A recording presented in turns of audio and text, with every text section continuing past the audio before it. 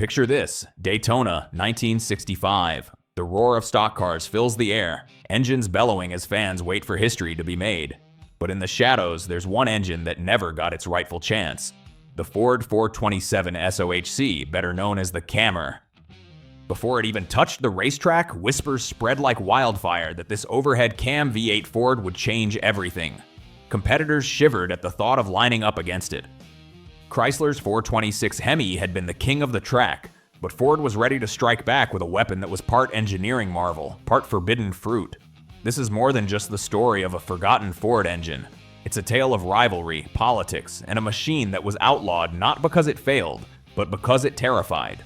Stay with me as we unpack its wild origins, radical mechanics, fiery controversies, and the legacy that keeps the Cammer alive today. By the early 1960s, Ford's NASCAR dominance was under serious threat. Chrysler had unleashed the 426 Hemi, and suddenly the balance of power tipped. Ford's answer came from its Total Performance program, a global push to conquer every form of racing, from Le Mans to Indy to NASCAR. Engineers took the sturdy FE 427 side oiler block and were told to build something radical. And here's the kicker: they did it in just 90 days. Imagine working around the clock, drafting an experimental engine with almost no margin for error. This was Ford at war with Chrysler, a battle fought not with bullets, but with pistons, valves, and horsepower. Like the frontier gunsmiths who crafted custom rifles to outshoot rivals in duels, Ford's team crafted an engine meant to settle scores at 200 hours per mile. What they ended up with was more than just a big block. It was a mechanical outlaw that threatened to rewrite Ford racing history. Now let's talk about what made the Cammer so unique.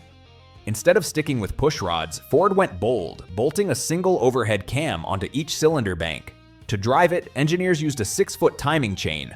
Yes, 6 feet, snaking from the crankshaft to the camshaft. The 427 cubic inch beast featured hemispherical-style combustion chambers, giving Chrysler's Hemi a taste of its own medicine. Factory numbers claimed 616 horsepower at 7,000 RPM with dual 4-barrel carbs, but tuners regularly pushed past 700 and even 800 horsepower. That made it one of the most powerful Ford racing engines of its era. Sure, the chain tensioner caused headaches, but drag racers didn't care. They just wanted raw speed. Compared to Chrysler's pushrod Hemi, the Cammer was exotic, advanced, and almost unfair. NASCAR officials themselves said it was too exotic for stock car racing. It was the automotive equivalent of a Colt revolver in a knife fight. Powerful, intimidating, and likely to dominate. And here's where the drama explodes. NASCAR president Bill France knew that if the Cammer hit the track, Ford would likely crush the competition. Chrysler wasn't about to let that happen. They lobbied furiously, pointing out that the Cammer wasn't a true production engine. France sided with them, rewriting the NASCAR rulebook in 1965 to ban it outright. Imagine training for a duel, loading your weapon, and then being told at the last second that your gun isn't allowed. That's exactly how Ford felt. While Chrysler's Hemi engines swept race after race, Ford's drivers were forced back onto older engines.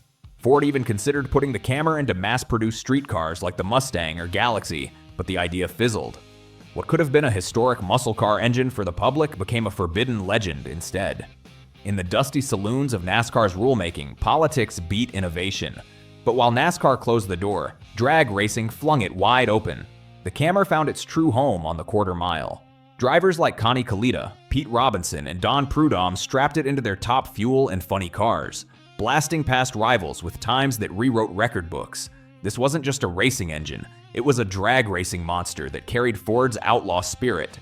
Rare builds like the 427 SOHC Mustang, Galaxy Cammer swaps, and even a few Cobras kept the legend alive in muscle car circles.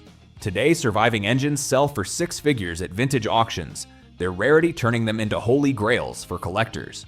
The Cammer also influenced Ford's later modular V8 designs, proving that even banned projects can spark future innovation. Just as frontier legends grew larger with every retelling, the Cammer's myth only expands as years go by. It's remembered not for what it did in NASCAR, but for the thrill it unleashed everywhere else. So what do we make of it all? The Ford 427.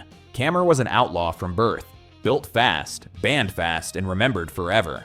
It was one of the most powerful Ford muscle car engines ever conceived. A piece of racing history that proved sometimes the best ideas never get their fair shot. Fans still ask, what if the Cammer had been unleashed at Daytona in 1965? Would Ford's NASCAR dominance have rewritten history? We'll never know, but that's the beauty of it. The Cammer stands as a forbidden legend, a machine that represents both innovation and the politics that can suppress it. Just like the American frontier's forgotten heroes, it lives on through stories, restorations, and collectors who refuse to let its memory fade. Tell me, what other rare Ford engines, forgotten NASCAR experiments, or obscure muscle car prototypes would you want uncovered next? The past is full of machines that almost changed everything,